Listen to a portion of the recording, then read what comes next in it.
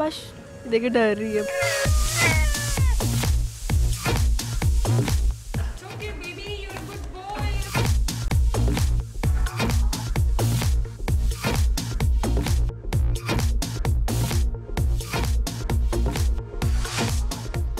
इंसान और जानवर का साथ बहुत पुराना है। जब जमीन पर जिंदगी की इब्तदा हुई तो इर्तकाई मराहिल से गुजरने वाला इंसान गारों में रहता था और जिन जानवरों पर उसका जोर चलता उनका शिकार करके पेट भर लेता।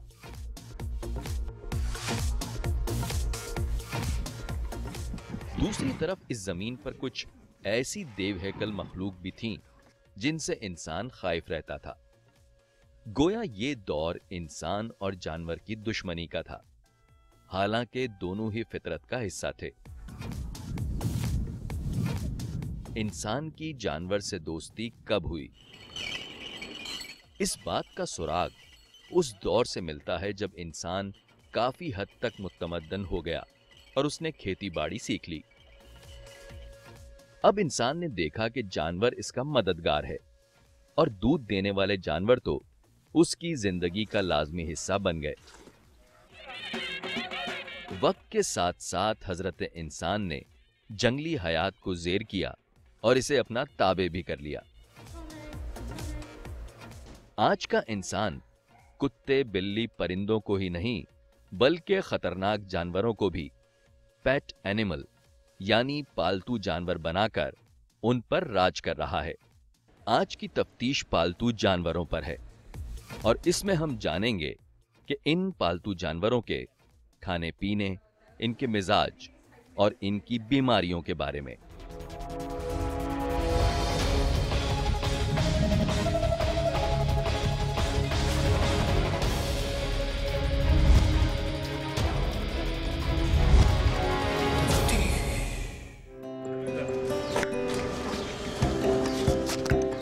हम मिनल हैस कौम पालतू जानवरों से प्यार नहीं करते और जो इनसे प्यार करते हैं उन्हें तनकीद का निशाना बनाया जाता है।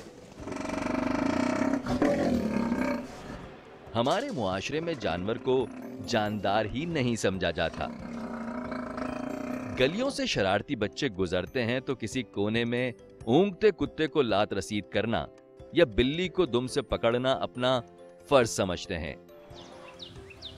हम सभी ने अपने बचपन में गुलैल से चिड़ियों का शिकार किया है।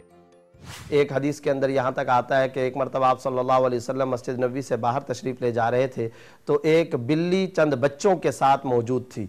तो रास्ता ज़रा हटाने और साफ़ करने के लिए एक सहाबी ज़रा सा आगे की तरफ दौड़े और उस बिल्ली को हटने का जैसे इशारा किया तो आप सल्लल्लाहु अलैहि वसल्लम ने उस सहाबी को रोक दिया और फरमाया कि इसे कुछ ना कहो इसलिए कि अब ये माँ बन चुकी है। अल्लामा इकबाल मरहूम के हालात ज़िंदगी में ये लिखा है कि उन्होंने जब ये वाक़या सुना तो पूरी रात आप सल्लल्लाहु अलैहि वसल्लम की शफ़क़त और मोहब्बत पर रोते रहे और बार बार उस वाक़या सुनाने वाले से कहते थे, बताओ आका सल्लल्लाहु अलैहि वसल्लम ने क्या फरमाया था? तो नबी सल्लल्लाहु अलैहि वसल्लम ने एक जानवर की ममता का भी ख्याल रखा है। लेकिन अपने ही मुआशरे में बहुत से ऐसे लोग भी मिलते हैं जो जानवरों से प्यार करते हैं, जो जानवरों की कुर्बत में खुशी महसूस करते हैं। ताहम ऐसे लोगों को तंजिया, चिड़ी मार भी कहा जाता है। हमारे मुल्क में भी बेशुमार ऐसे लोग हैं जो जानवरों को पालने का शौक रखते हैं। इनमें बिल्लियां, कुत्ते, खरगोश, भेड़, बकरियां, घोड़े और दूसरे चरिंद परिंद शामिल हैं। बिल्ली, कबूतर, तोते, चिड़ियाएँ, मुख्तलिफ़ किस्म के इस तरह के जानवर अगर कोई पालना चाहता है तो शरन उसमें कोई रुकावट नहीं है, बल्कि वो पाल सकते हैं। एक हदीस के अंदर भी आता है कि एक सहाबी हैं, हज़रत अनस के एक भाई हैं, उनका नाम है अबू तलहा। तो आप सल्लल्लाहु अलैहि वसल्लम के पास ये आया करते थे, ये छोटे बच्चे थे तो इन्होंने एक बुलबुल पाल रखी थी। आप सल्लल्लाहु अलैहि वसल्लम के पास जब भी ये बच्चा तशरीफ़ लाया करता था तो आप सल्लल्लाहु अलैहि वसल्लम उनके पास बैठकर दिल लगी का मामला फरमाते थे, क्योंकि शफ़क़त, मोहब्बत, प्यार का। तो आप सल्लल्लाहु अलैहि वसल्लम ने एक शेर भी पढ़ा था और वो शेर ये था, या अबा उमैर मा फ़अलन नुग़ैर, ए अबू उमैर तुम्हारे उस नुग़ैर यानी बुलबुल का क्या हुआ? फिर वो बच्चा आगे अपनी पूरी बात बताने लगता है, या रसूल अल्लाह, मैंने उसको ये दाना खिलाया, मैंने उसको पानी पिलाया, मैंने उसके साथ ये मामला किया, ये मामला किया। तो आप सल्लल्लाहु अलैहि वसल्लम उस बच्चे की भी दिल लगी फरमा रहे होते थे और उस परिंदे के बारे में भी इस तरह दिलचस्पी का इजहार फरमा रहे होते थे। तो इससे पता चला कि जानवरों को पालना जायज है। पालतू जानवरों में सबसे मकबूल जानवर कुत्ता है।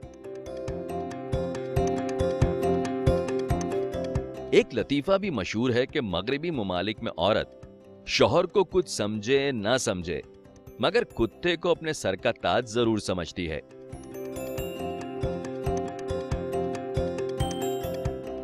बिल्लियों की नाज बर्दारी भी कुछ कम नहीं होती।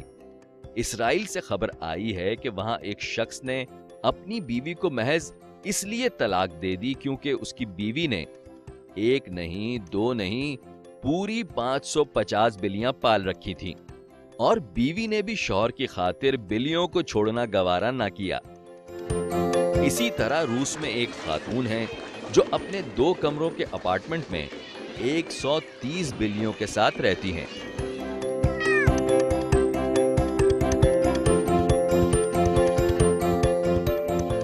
इंसानों की जानवरों से मोहब्बत को दुनिया भर में उजागर करने और जानवरों के तहफ्फुज के लिए जानवरों का आलमी दिन भी मनाया जाता है और इसकी इब्तिदा सन 1931 में इटली से हुई थी। अब यह दिन हर साल 4 अक्टूबर को मनाया जाता है। कुत्ते को तकरीबन 15,000 साल पहले पालतू जानवर के तौर पर अपनाया गया था, जबकि भेड़ और बकरियों को एशिया में 8,000 साल पहले घरेलू जानवर का दर्जा मिला। घोड़ा भी तकरीबन 4,000 साल से इंसान के ज़ेरे इस्तेमाल है।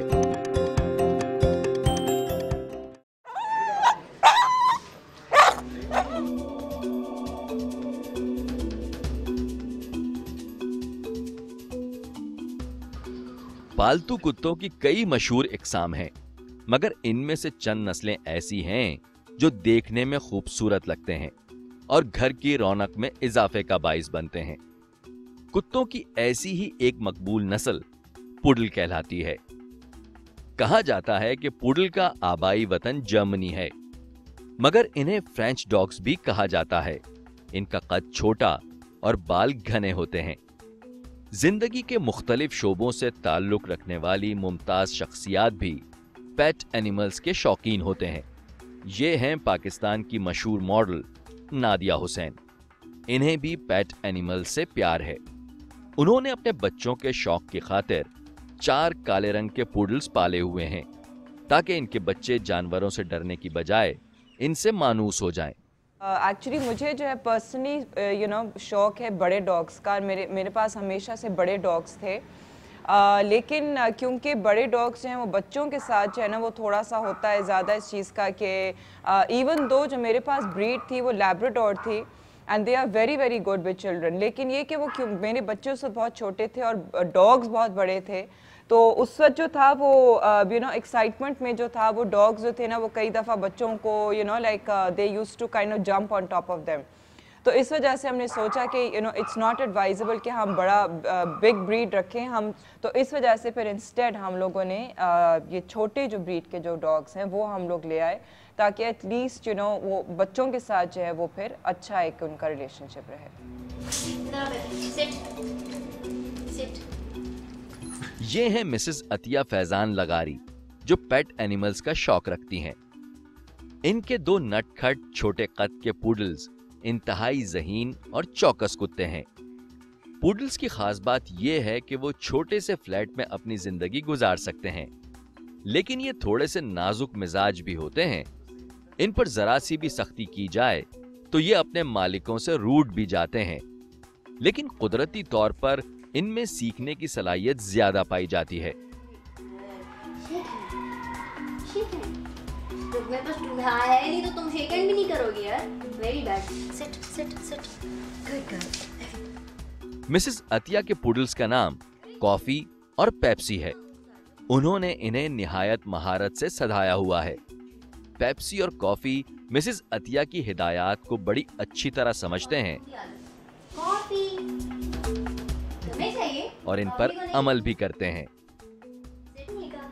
ये कौन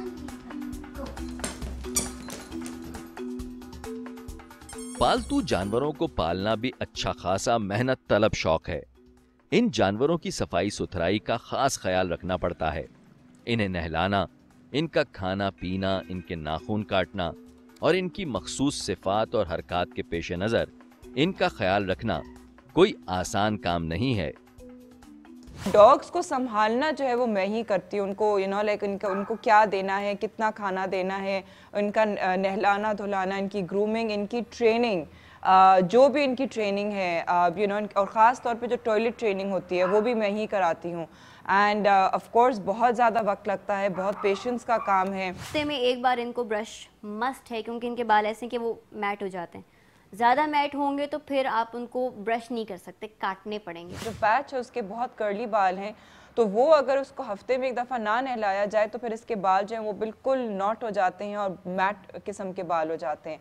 तो वो फिर उसको ब्रश करना जो है बहुत मुश्किल होता है। फिर उसके बालों को कट करना पड़ता है, उसको बिल्कुल गंजा करना पड़ता है और रेगुलरली उसको जो है ना गंजा हमें कराना पड़ता है, बिकॉज इट्स नॉट पॉसिबल कि उसकी इतनी रेगुलरली जो हम ब्रशिंग कर पाएँ तो वो हफ्ते में एक ही दफ़ा होता है कि उसको उसको नहला के उसको ब्रश करें। नॉर्मल इंसान भी बेचारा गंदा हो जाता है, तो इनकी तो इतनी बड़ी फर होती है जिसको क्लीन करना बहुत इंपॉर्टेंट है। और फिर क्योंकि साथ हम खेल रहे होते हैं तो इनकी cleanliness needs to be taken care of. जब बीमार होते हैं तो उस वक्त भी मैं ही उनको डॉक्टर के पास लेके जाती हूँ। दवाइयाँ जो होती हैं इनकी उनको कॉन्स्टेंटली डीवर्म करना होता है, इनकी वैक्सीनेशंस होती हैं फिर वो सब जो है वो इनका जो पूरा जो जैसे कहते हैं ना संभालना, वो फिर मैं ही कर रही होती हूँ।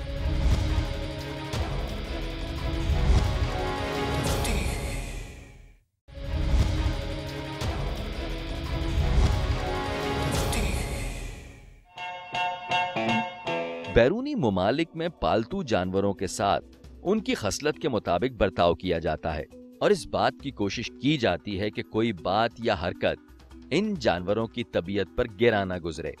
और अगर पालतू जानवर बीमार हो जाए तो उसे हथेली का छाला बना लिया जाता है और इसका इलाज और तीमारदारी ऐसे की जाती है जैसे पालतू जानवर उनकी औलाद हो। लेकिन हमारे मुल्क में ये सूरत हाल इसके बरक्स है, क्योंकि अक्सरियत ऐसा नहीं करती। हमारे यहाँ तो पेट्स की जो है वो इतनी देखभाल नहीं करते हैं लोग। लाइक पेट्स जो हैं वो बहुत ही शौकीन किस्म के जो लोग होते हैं वही पेट्स रखते हैं और बाहर मुल्कों के मुकाबले में जो उनकी देखभाल होती है वो हमारे यहाँ नहीं होती है। हमारे यहाँ कोई ग्रूमिंग सेंटर्स जो हैं वो नहीं है डॉग्स के लिए। सिर्फ एक ही जगह है, एक ही वेट है जो लाइक जो ज़्यादा जानी मानी है। उसके अलावा 2-3 और हैं वेट्स, लेकिन ये कि लाइक रेगुलरली जो आप नहीं सुनते हैं कि अच्छा हाँ ये एक नया वेट है या ये एक एनिमल हॉस्पिटल है। रेगुलरली आप जानवरों के बारे में नहीं सुनते हैं ज़्यादा कि उनकी देखभाल के लिए जो है कोई नई जगह खुली हो। तो यहाँ पे जो है वो बिल्कुल इतना नहीं है हैसियत कुत्तों की। वहाँ बाहर मुल्कों में तो कुत्तों की नहीं, नेसेसरी पेट्स की। पेट तो खैर कोई भी हो सकता है पेट आपका, पर ख़ास तौर पे कुत्तों के लिहाज से, कुत्तों बिल्लियों या और इस किस्म के लिहाज से जो है वो नहीं इतना जो है ना हमारे यहाँ देखभाल करते, ना कोई जगह है संभालने के लिए। बाहर मुल्कों में जो है वो बहुत ही प्यार से, मोहब्बत से और एक जिसे कहते हैं ना वननेस की लेवल होती है बिटवीन पेट एंड ओनर।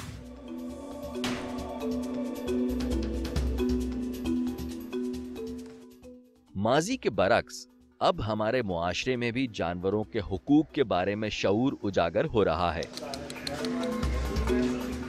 खास तौर पर पाकिस्तान के बड़े शहरों में पालतू जानवरों के शैदाई इन जानवरों की देखभाल, सेहत और नशोनुमा पर खास तवज्जो देते हैं। इस बात का सबूत मारूफ साइकोथेरेपिस्ट डॉक्टर फराह नसीम है, जो अपने पालतू कुत्ते को वेटरनरी डॉक्टर जुल्फिकार के पास लेकर आई हैं। ये गालिबन कान के किसी आर्जे में मुब्तला है। डॉक्टर साहब इस बीमार कुत्ते के इलाज में मसरूफ अमल हैं। गालिबन इसके कान में इन्फेक्शन हो गया है, इसीलिए इसे इंजेक्शन लगाया जा रहा है।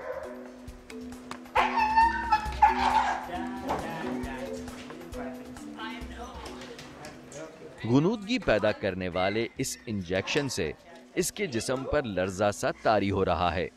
डॉक्टर जुल्फिकार फराह नसीम को कुत्ते की सेहत के हवाले से तसल्ली देते हैं। डॉक्टर फराह नसीम की अपने पालतू जानवर के साथ ये उनसियत दीदनी है।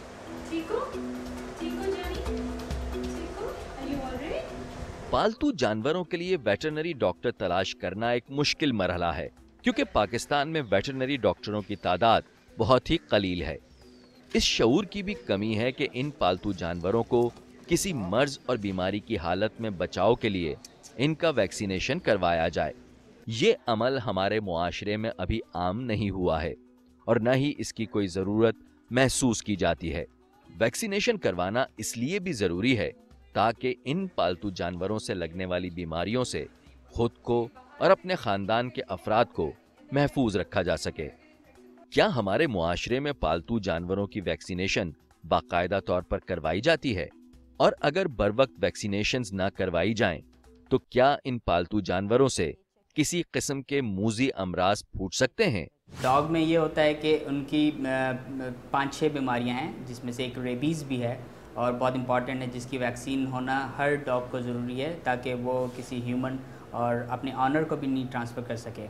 तो रेबीज़ की वैक्सीन होती है और इसके अलावा पार्वो वायरस, डिस्टेम्पर, पैराइन्फ्लुएंजा और हेपेटाइटिस, और इसके अलावा जो है इनके लेरिंगोट्रकाइटिस की एक बीमारी होती है, वो ये सब बीमारियों की जो है वैक्सीन ज़रूरी होती है और ईयरली इनकी वैक्सीन की जाती है। हमारे यहाँ पे जो बिल्लियाँ हैं उनमें एक जो कॉमन हम लोग आजकल देख रहे हैं वो पैनल्यूकोपेनिया होता है। जैसे नॉर्मल लैंग्वेज में आप समझ लें कि उनको थोड़ा सा प्रॉब्लम हो जाता है इंटेस्टिनल। उसके अलावा एक होता है जॉइंटस हो सकता है कैट्स को। उसके अलावा जो है कैट्स में जो कॉमन होता है जिंजिवाइटिस, जाके मुंह में इन्फ्लेमेशन हो जाती है, उससे काफ़ी स्मेल आनी शुरू हो जाती है। और उसके अलावा कैल्सी वायरस में ये होता है कि मुंह बिल्कुल गम्स जो हैं स्वोलन हो गए हैं और एरप्शंस हो गई हैं। उसके बाद हर्पीज़ वायरस होता है, आइज़ इन्फ्लेम्ड हो रही हैं और आइज़ बिल्कुल ख़त्म हो जाती हैं। बर्ड्स में ये होता है कि अक्सर बर्ड्स के फर जो होते हैं वो उड़ उड़ के जो है घरों में फैल जाते हैं और लोग वो पसंद नहीं करते हैं। और इस तरह अक्सर बर्ड्स जो होते हैं अपने परों को खुद नोचते हैं। वो भी यही है कि बिहेवियरल प्रॉब्लम होता है कि अगर बर्ड को आप तवज्जो दें और उनके पिंजरे में डिफरेंट चीज़ें रखें, क्योंकि वो फ्री रेंज के बर्ड्स होते हैं और वो डिफरेंट जगहों पे घूमते हैं, फिरते हैं, तो उनसे और जब वो इनकेज हो जाते हैं तो वो बिल्कुल ही डिप्रेस हो जाते हैं। तो अगर आप उस केज के अंदर भी अगर अच्छा माहौल देंगे तो ये प्रॉब्लम्स उनमें नहीं आएंगी। स्नैक्स की केयर इतनी ज़्यादा डिफ़िकल्ट नहीं है। उनको आपने वंस अ वीक खाना खिलाना होता है। उनमें जो मेन बीमारी आ सकती है वो कोई भी आ सकती है। जैसे उनमें रेबीज़ भी आ सकती है। उनमें अगर जो भी उन्होंने रैट खाया है या बर्ड खाया है और उसको वो डिज़ीज़ थी तो they can catch the disease, they could be dehydrated, they can die. लेकिन ये होता है कि अगर वो एनिमल एंड स्टेज पे खाया है जिसमें पॉइजनिंग हो गई थी, उस एनिमल में बहुत ज़्यादा उसका लिवर डैमेज था, तो उसमें प्रॉब्लम आ सकती है। Otherwise there is no problem. शेर जो है वो जैसे आपको सबको पता है कैट फैमिली का है, तो उसमें ज़्यादातर बीमारियां होती हैं। वो एक तो फिलाइन राइनोट्रकाइटिस जो है वो कॉमन है, वो उनमें भी होती है। रेबीज़ का जो है वो भी इंसिडेंस हो सकता है। और सबसे इम्पॉर्टेंट जो है शेर में ट्यूबरक्लोसिस है। ख़ास तौर पे ज़ू एनिमल्स जो होते हैं जहाँ पे शेर रखे जाते हैं, तो बेहतर है कि उनको ट्यूबरक्लोसिस की वैक्सीन की जाए, क्योंकि tuberculosis very common in line. और इसके अलावा बहुत सारी ऐसी बीमारियां हैं जैसे माइकोप्लाज्मल बीमारी है, जैसे नमोनिया होता है, एक बैक्टीरिया होता है माइकोप्लाज्मा, वो अक्सर जो है नमोनिया कॉज करता है। तो बेहतर है कि उसके खिलाफ भी वैक्सीन कराई जाए। कहा जाता है कि वो बच्चे जो अपने पालतू जानवरों के आसपास का कुछ हिस्सा घर में गुजारते हैं, जिंदगी के पहले बरस ऐसे बच्चों के जिस्म में मदाफियाती निज़ाम में मजबूती पैदा होती है। खास तौर पर पालतू बिल्लियां मुतअद्दिद इन्फेक्शन से तहफ़्फ़ुज़ देती हैं। इसी तरह एक तहकीकी रिपोर्ट बयान करती है कि जो बच्चे खिलौनों की बजाय पालतू जानवरों से खेलते हैं, उनकी ज़हनी और जिस्मानी नशोनुमा ज्यादा बेहतर होती है।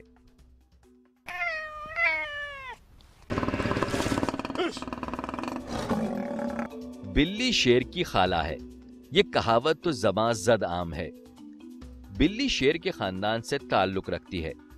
इसलिए बाज बिल्ली और बिल्ले तो देखने में शेर के बच्चों की तरह ही खूबसूरत मगर खतरनाक लगते हैं। बच्चों के लिए तो बिल्ली एक खिलौना है। बच्चे इससे और ये बच्चों से जल्द मानूस हो जाती है। बच्चे अगर बिल्ली को तंग करें तो आम तौर पर यह कोई रद्द-ए-अमल जाहिर नहीं करती, बल्कि अपना रास्ता लेती है।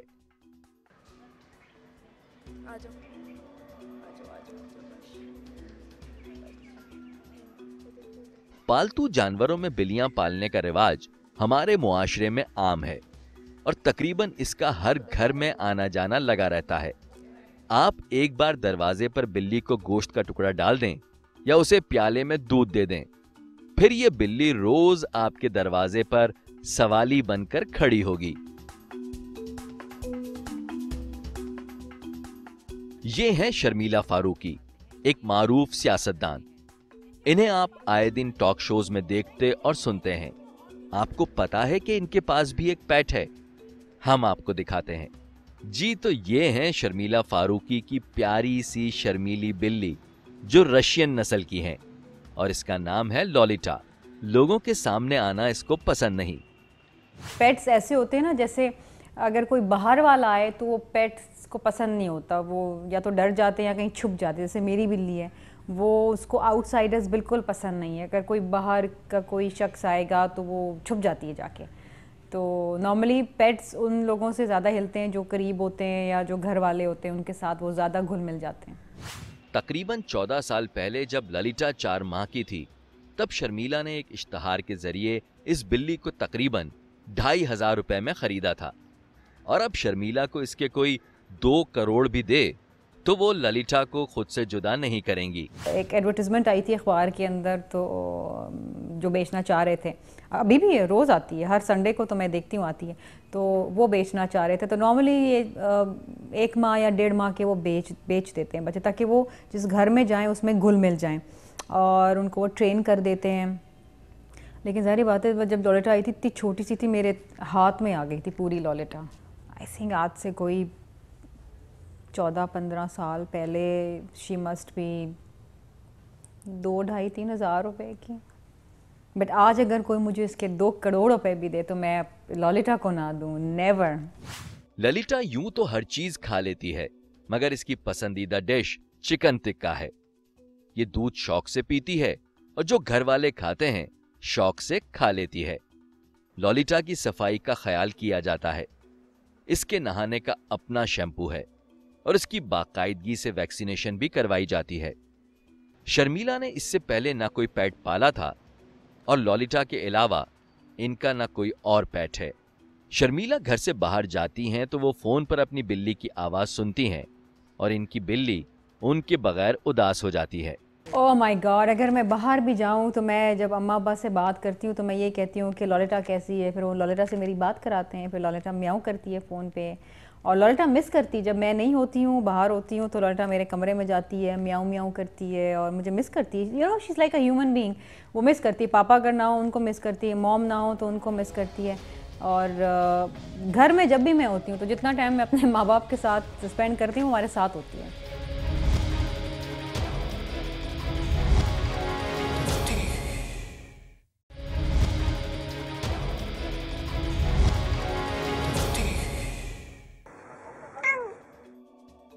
पेट एनिमल्स का शौक दुनिया की नामवर शख्सियात को भी रहा है। कायदे आजम मोहम्मद अली जिन्ना की कई ऐसी तस्वीर मिलती हैं जिनमें उनके साथ उनका पेट नजर आता है। भुट्टो खानदान में मोहतरमा बेनजीर भुट्टो ने भी पेट रखे हुए थे। सदर मुमलिकत आसिफ अली जरदारी घोड़े पालने के शौकीन हैं, तो उनके साहबजादे बिलावल भुट्टो जरदारी ने भी कुत्ते और बिल्ली पाल रखे हैं।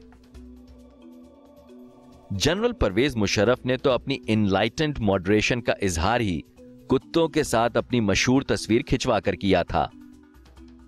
इमरान खान, मुमताज भुट्टो, साबिक सिफारतकार जमशेद मारकर और साबिक army chief general Mirza Aslam Beg, गर्ज हर बड़े और अहम नाम के घर में आपको पेट एनिमल्स नजर आएंगे।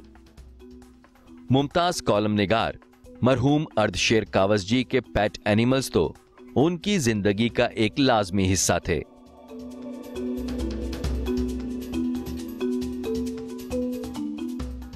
सांप एक खतरनाक जानवर है और इस जानवर के बारे में बहुत से पुरस्कार मिथ्स भी मशहूर हैं। एक मशहूर कहावत है कि सांप को दूध न पिलाओ। कुत्ते, बिल्लियां और परिंदे पालना तो एक आम सी बात है, लेकिन दो नौजवान ऐसे हैं जिन्होंने सांप से दोस्ती का शौक पाल रखा है, और वो भी पाइथन जैसे खतरनाक सांप। ये है कराची के दो नौजवान हस्सान और हमजा। इन्होंने पाले हैं सांप, और एक नहीं बल्कि 6। बचपन से मुझे एक शौक था अनोखी चीज़ पालने का। तो बचपन से मैंने मतलब गाय बकरों में चाचू मेरे फैमिली से मतलब दादा के ज़माने से जानवरों को मतलब पाले जाते थे। तो उस पर फिर मुझे हुआ कि एक अनोखी चीज़ पालने का, रेप्टाइल्स पे। मैंने बहुत रिसर्च की, तकरीबन 6-7 महीने की मेरी रिसर्च थी। उसके बाद फिर मैंने स्नेक्स, जो नॉन पॉइजनस की पूरी रिसर्च की, उसके बाद फिर मैंने सांप लिया। ये हस्सान और हमजा सगे भाई हैं और अभी तालिब इल्म हैं, और इनके पास है इंडियन रॉक पाइथन और 5 सफेद और येलो कलर के मुरक्कब अल्बाइनो बर्मीज पाइथन। जो मेरे अभी गले में इंडियन रॉक पाइथन कहलाता है, ये पाकिस्तान की ब्रीड है, ये पाकिस्तान में पाई जाती है, और ये है तकरीबन 14 फीट का है अभी मेरे पास ये, और ये तकरीबन 1 साल से मेरे पास है। और जो भाई के पास है इसे कहते हैं एल्बिनो बर्मीज पाइथन। एल्बाइनो इसलिए कहलाता है क्योंकि इनका कलर, इनमें पिगमेंट की कमी होती है। ये नेचुरल कलर इनका ऐसा ही होता है, ब्राउन और डार्क ब्राउन टाइप, लेकिन ये एल्बाइनो होते हैं तो इनका पिगमेंट की कमी होती है, इसलिए इनका येलोइश ऑरेंज कलर का होता है। और ये एल्बाइनो इसलिए एल्बाइनो बर्मीज पाइथन कहलाए जाते हैं। ये इंडोनेशिया, मलेशिया, बैंकॉक और यूएसए में पाए जाते हैं। सबसे दुनिया में सबसे ज़्यादा ब्रीड ये यूएसए में होते हैं। एक माह में इंडियन रॉक पाइथन पर खर्चा 700 से 800 रुपए है, और अल्बाइनो पर 1000 तक का है। अब जैसे कहते हैं जितना गुड़ डालोगे उतना मीठा होता है, तो अगर वज़न बढ़ाना है इस पर मुख्तलिफ पालने पे डिपेंड करता है। जैसे अगर आप इसको कम महीने में एक बार खाने खिलाओगे तो इसकी ग्रोथ कम होगी। मेरे पास हर मतलब 10 दिन 12 दिन बाद खाना खिलाता हूँ तो इसकी ग्रोथ भी अच्छी होती है। सांप मुर्दा चीज नहीं खाते बल्कि जिंदा जानवर खाते हैं और अपना शिकार भी खुद करते हैं। एक्चुअली होते हैं कलर ब्लाइंड, इन्हें चीज़ें दिखती नहीं है तो ये अटैक करके खाते हैं। फिर ये लोग 2 से 2.5 किलो की जिंदा मुर्गी उनके एक्वेरियम में डालते हैं और ये उनका शिकार करते हैं और पूरी मुर्गी को निगलते हैं। लेकिन आपको ये श्योर होना चाहिए कि जो भी बर्ड, जो भी एनिमल आप दे रहे हैं वो हेल्दी है, वो किसी भी तरह बीमार नहीं है। बेस्ट है कि आप छोटे से जैसे रैट्स पाल लें एक केज में, ताकि आपको पता हो वो ठीक है, उसके बाद उन्हें खाने के लिए दें। और इनका ये खाना हजम होने में तकरीबन 10 से 15 दिन लगते हैं, बाकी दिन पानी पर ही गुजारा होता है। तो एक माह में 2 से 3 मरतबा खाना दिया जाता है। ये हर 15 दिन 10 से 15 दिन बाद, इसलिए कि जो पहले चीज़ हजम होती है तो हर 10 से 15 दिन बाद ये फिर खाते हैं। कोई भी चीज़ खाते हैं तो मतलब 7 से 8 दिन हजम होने में लगते हैं। सांप को ज्यादा तवज्जो की जरूरत नहीं होती, अगर दिन में आधा घंटा भी दिया जाए तो बहुत है। ये नस्ल नुकसान नहीं पहुंचाती, यानी इसमें जहर नहीं होता। इंडियन रॉक पाइथन की उम्र 4 साल है और इसकी लंबाई तकरीबन 13 से 14 फुट तक है, ताहम ये 18 फुट लंबा भी हो सकता है। इंडियन रॉक पाइथन की औसतन उम्र 30 से 35 साल होती है। हस्सान और हमजा के पास जो अल्बाइनो बर्मिस पाइथन्स हैं वो सभी तकरीबन 1 साल के हैं। इनकी लंबाई 6 से 8 फुट है और ये बढ़कर 22 फुट तक भी जा सकती है। ये भी तकरीबन 30 से 35 साल तक जिंदा रह सकते हैं।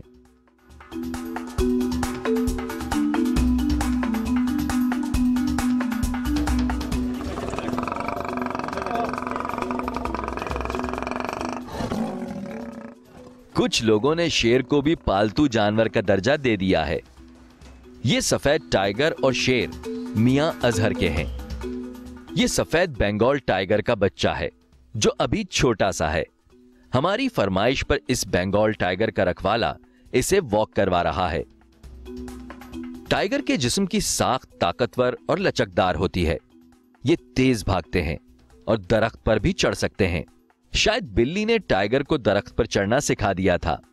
सफेद छोटे टाइगर की दरख्त पर चढ़ने की तगदो एक दिलचस्प नजारा है।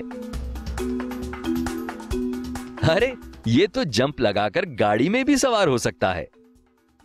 अपने रखवाले के साथ खेलकूद में मसरूफ इस टाइगर को देखकर कौन कह सकता है कि ये एक खौफनाक दरिंदा है। इसके दांत बड़े तेज हैं, मगर ये अपने मालिक को कोई नुकसान नहीं पहुंचाता। सफेद टाइगर की ये नस्ल इस वक्त दुनिया भर में नायाब है।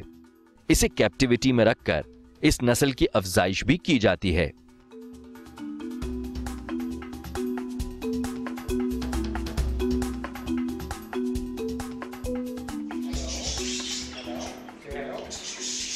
और इनसे मिलिए, ये है आतिफ, एक आईटी प्रोफेशनल। इन्हें शौक है परिंदे पालने का। इन्होंने अपने घर का एक हिस्सा इन परिंदों के लिए मुख्तस कर रखा है। आतिफ के पास परिंदों में ज्यादातर महंगी इकसाम के तोते हैं। African Congo grey parrot, Amazon yellow headed parrot, macaw parrot, budgies, local parrot, Australian parrot, white Java birds और दूसरे तोते। ये फल बड़े शौक से खाते हैं, खासतौर पर सेब और अनार।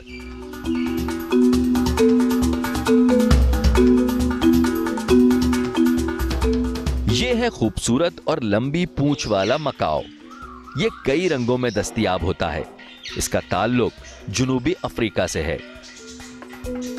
मरा हाथी तो 1.25 लाख का होता ही है, मगर इस जिंदा तोते की कीमत 1,20,000 रुपए है।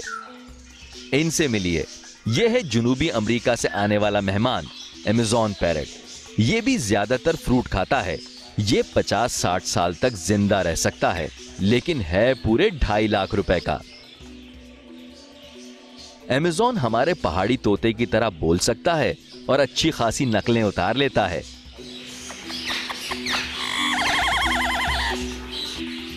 आतिफ के पास अफ्रीकन ग्रे पैरेट भी है। यह अभी बच्चा है और इसकी कीमत 25 से 30,000 रुपए के दरमियान है। अफ्रीकन ग्रे पैरेट बड़े नाजो नेम से पाला जा रहा है। इंजेक्शन के जरिए इसकी चोंच में दलिया डाला जाता है।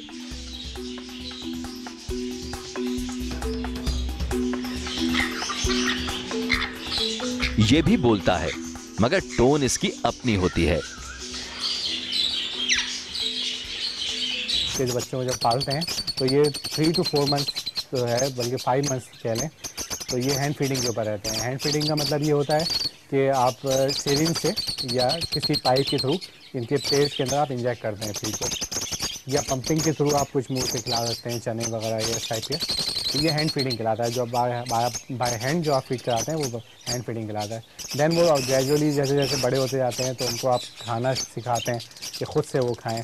तो खुद से जब खाने का प्रोसीजर शुरू होता है तो उसके अंदर आपको ट्रेन करना पड़ता है। उनको सॉफ्ट फूड देना पड़ता है, मतलब चने दे दिया आपने, कोई वेजिटेबल दे दिया आपने, लौकी दे दिया, कॉर्न दे दिया। तो सॉफ्ट फूड से वो अपना स्टार्टर शुरू करते हैं, मतलब खाना पीना स्टार्ट करते हैं, थोड़ा बहुत सीखना शुरू करते हैं।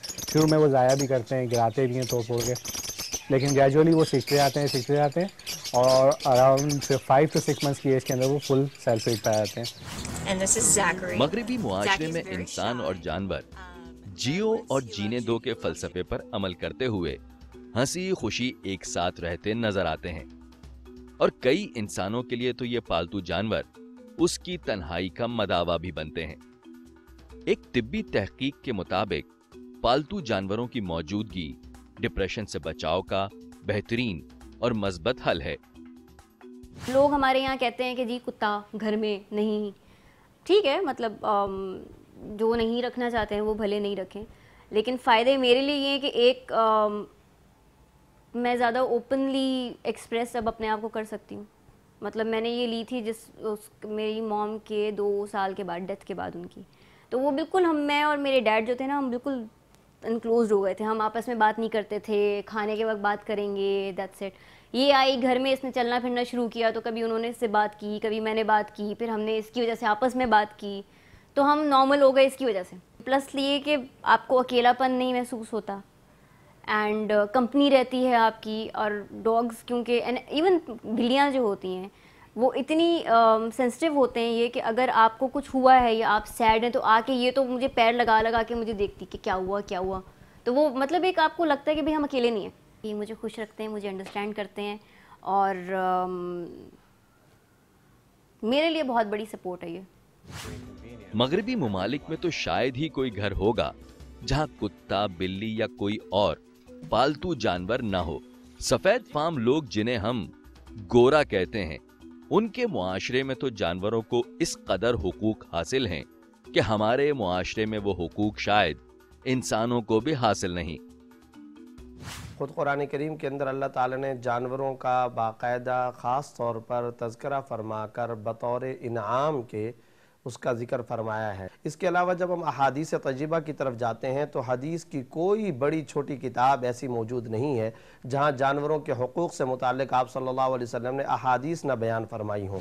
यहाँ पे जो है वो बहुत जगहों में जो है या बहुत घरों में जो है वो पेट्स को जो है वो बहुत मिसट्रीट किया जाता है, इल ट्रीट किया जाता है।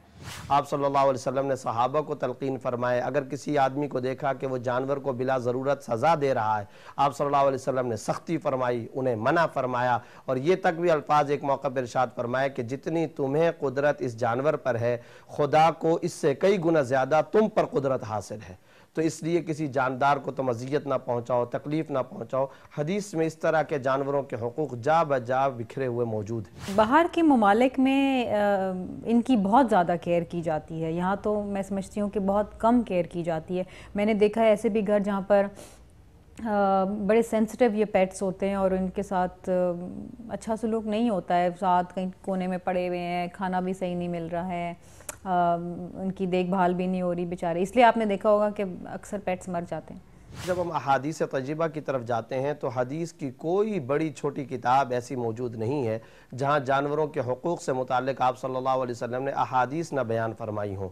जानवरों को चारा खिलाओ, जानवरों के पानी का इंतज़ाम करो। अगर किसी ने जानवरों को कैद करके रखा हुआ है तो उसको कोई बहुत ज़्यादा पसंद नहीं किया गया, लेकिन अगर किसी ने कर ही लिया तो शरअन अगरचे उसकी इजाज़त दी गई, लेकिन साथ ही साथ हदीस की किताबों के अंदर, फ़िक़्ह की किताबों के अंदर इसके तफसीली अहकाम मौजूद हैं कि उनके चारे का इंतज़ाम किया जाए, बर वक़्त उनकी खुराक का इंतज़ाम किया जाए, उनके दाने का इंतज़ाम किया जाए। अगर पिंजरा है तो वो पिंजरा कुशादा होना चाहिए। इसी तरह उसका जो मस्कन है, उसकी जो रिहाइशगाह है, उसके लिए आला हरारत और बुरूदत के एतबार से, मौसम के एतबार से उसका सही, अच्छा और बेहतर इंतज़ाम होना चाहिए। इंसान और जानवर दोनों ही फितरत का हिस्सा हैं। इंसान की नस्ल को खुद इंसानों ही से खतरा है।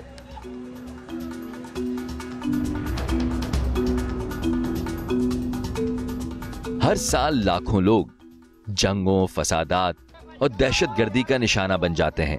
दूसरी तरफ इंसान की सरगर्मियां फितरत के इकोसिस्टम को खराब करने का बाइस बन रही हैं, जिसकी वजह से जानवरों की मुख्तलिफ नस्लें बका के खतरे से दो चार हैं। लेकिन इंसान बकाए बाहमी के लिए अपने माहौल से दुश्मनी कब खत्म करेगा?